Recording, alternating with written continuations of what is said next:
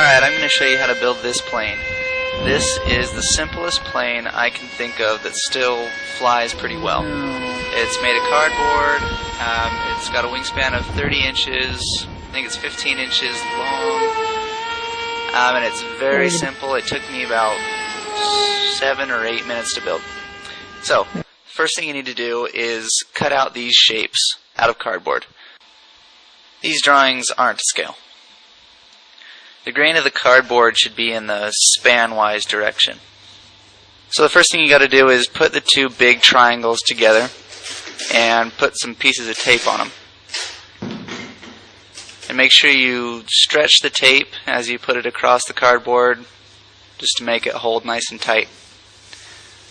So put one on, then put a couple more on, then flip it over. And I'm building this in a cold garage, and I'm about to hot glue this big square piece of cardboard on. So I used a hot air or a blow dryer to warm up the cardboard a little bit, just so the glue stays gooey until I put the square piece on.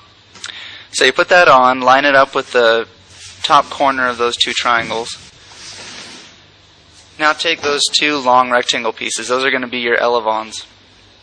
And then take those little square pieces and glue them to the inboard edges of the big rectangles. These are just going to be reinforcements for your control horns. That's where the control horns will go later. I'll set those aside.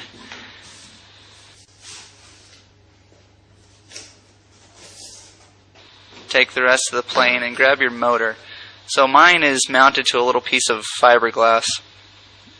Angle piece that I made. Now just look at where you want that to go. Mark where your propeller is going to go through the plane and cut out a slot for it.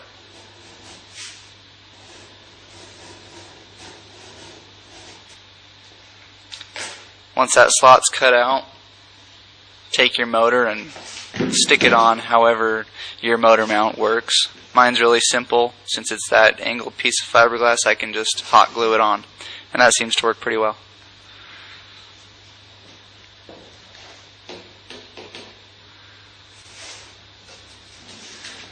Alright, now take your elevons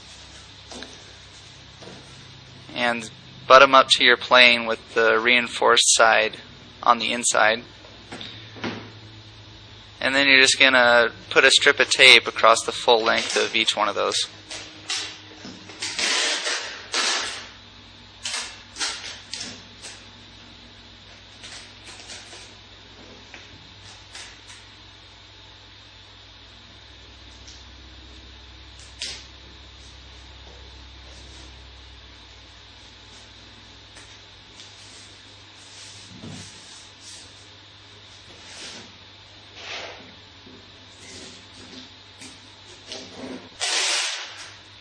Do the same thing for the other side.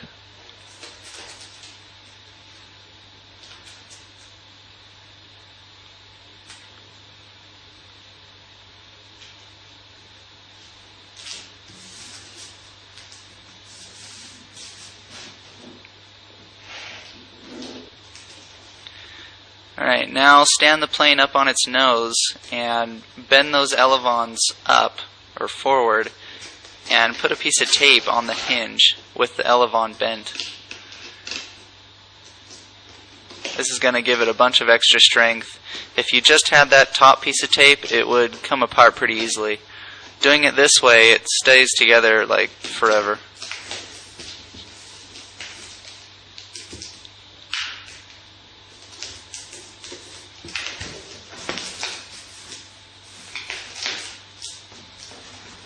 That gives you a really nice hinge. Now make sure you flex those, break them in a little bit, otherwise it might be too much for your servos. Now take your vertical stabilizer, stick it on your plane where you wanted it to go. I had mine overhanging about 1 inch off the back. So it was, the end of the vertical stabilizer was flush with the end of the elevons. Mark where you want that to go, and then cut out a slot for it, just the width of the cardboard.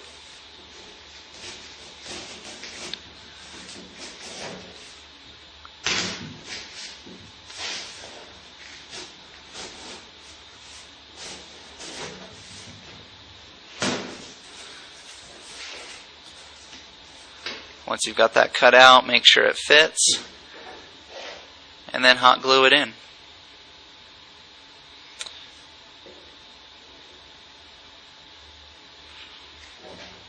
And just make sure it's straight, otherwise it's going to make your plane turn.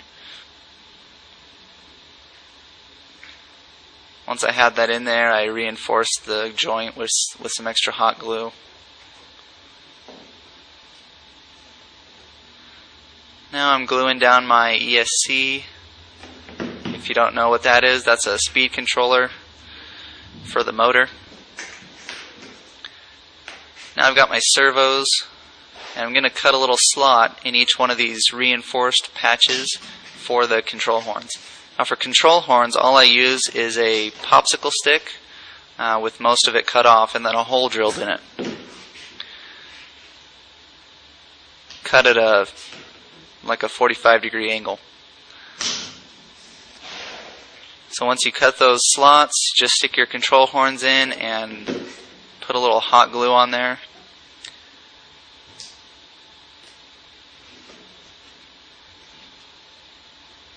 Now I'm going to mark where I want the servo to go.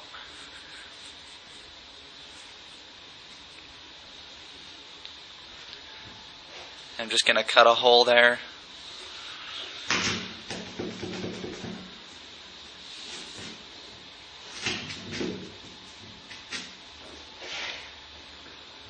And then just pop the servo through that hole that I cut and put some glue on there to hold it. Do the same thing for the other side. Now I'm just gluing down my servo wires so they don't go anywhere. And that's it. Now all you have to do is attach everything to your receiver and strap your battery on, and it's ready to fly.